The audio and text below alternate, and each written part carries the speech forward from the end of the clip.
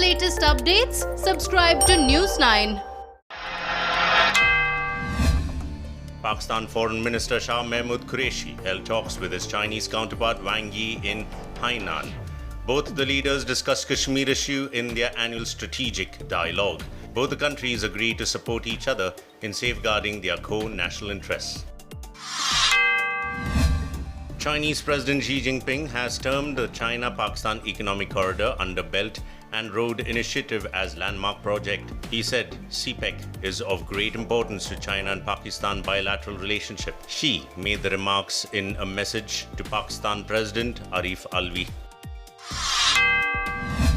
After converting the ancient Christian cathedral Hagia Sophia into mosque, Turkish President Recep Tayyip Erdogan has ordered conversion of another Orthodox church into mosque in Istanbul. A medieval Byzantine Greek Orthodox church known as Church of Saint Xavier in Chora converted into a mosque.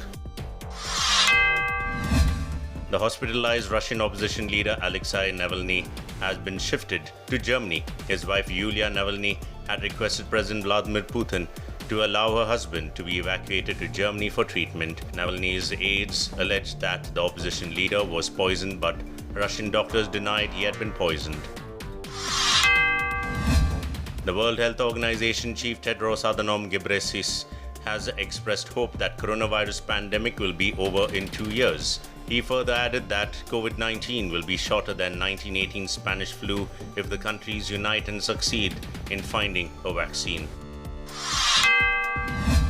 Thousands of people gathered at Independence Square in Mali's capital, Bamako, to celebrate the ouster of President Ibrahim Boubacar Keïta. The demonstrators, draped in Mali's national flag and blasting on vuvuzela horns, welcomed new military rulers. President Keïta was ousted after months of protests. Joe Biden's campaign says it has raised $70 million during Democratic National Convention. The massive fund was raised during a 4-day DNC, which was watched live by over 122 million people. Biden's campaign had raised $48 million in the first 2 days after Biden selected Kamala Harris as his running mate. Meghan Markle, Duchess of Sussex, said everybody should exercise their franchise in the upcoming US presidential election. She said if a person skips voting, that person is complicit. She made the statement while participating in an event with Michelle Obama's voter registration organization.